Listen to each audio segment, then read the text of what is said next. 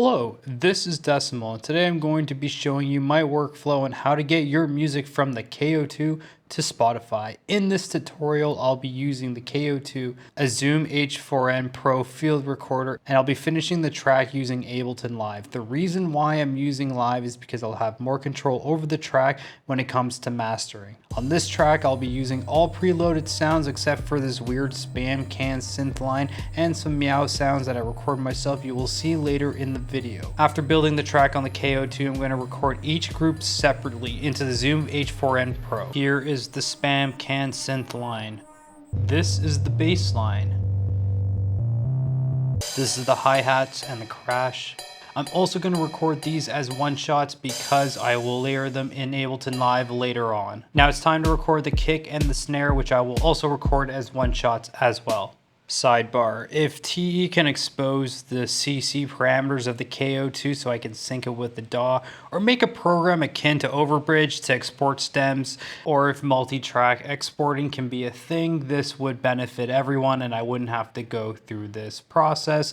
Okay, let's get back to the video. Alright, so I'm gonna make a separate track for each instrument in Live, and I know the BPM that I recorded the track is at 125, so I'm gonna change the BPM in Live and warp the track to match. I'm gonna take each sound out and put it on their own track. Since I recorded them at the beginning of the bar, they should align nicely. Also, since I recorded the one shots of the kick and the snare, the ride and the crash, I'm going to put them on their own track and separate them out. I'm also going to color code each track. Now, this is when I start mastering. Now, I debated how much detail I go into this. I'm just gonna do a general overview.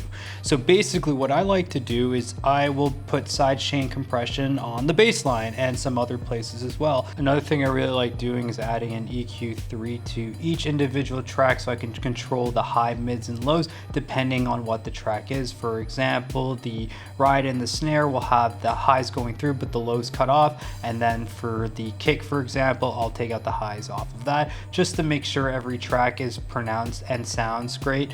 And another thing too is every track's going to be different, so mastering, there's like 10 million tutorials on YouTube, so if you want to learn how to master your track, YouTube is a great resource. I'm going to now build the structure of the track by copying and paste the original bars and just taking stuff away and just generally thinking about how I'm going to do the build up, you know, the first verse, etc. Now I'm going to do something that's really important, and that's record some animal sounds. You could use monkeys screaming, chickens clucking, goat sounds, but in this case I'm going to be using meows, and I decided to do the meow recording myself. Meow. And I really like the Squidward meow. Meow. I then imported the meows into Lives, trimmed them up, and exported them out. And then I imported them onto the K.O.II. Now I want the meows to line up with the lead synth line, so I'm going to swap out the synth line sample with the meows on the K.O.II and record that.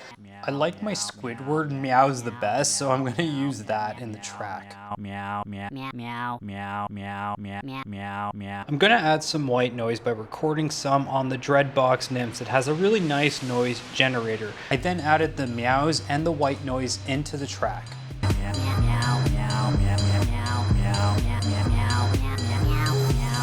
I then stepped away from the track.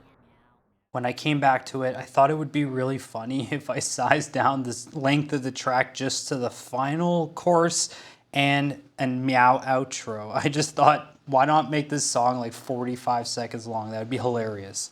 I then exported the track, and I'm going to use RootNote to upload my song to Spotify and other services. I typed in some information such as the release title. I'm going to be calling it Meow Synth. I had claimed my Spotify name before, but you can only do this after you post a release. Now I'm going to fill in some more important information such as primary genre. I'm going to put Indian, and for secondary genre I'm going to put reggae. After filling out the details, I'm going to upload the MP3, add the artwork. When you select your store, I'm going to select all stores, and for the price I'm just going to change it to low. Why not? everything looks good, and I'm going to set the distribution to free because I'm only going to make about 1 cent on this track and root note takes 15%. But if I want to keep 100% of the royalties, it costs 10 bucks up front, and for now I'm just going to go for free distribution.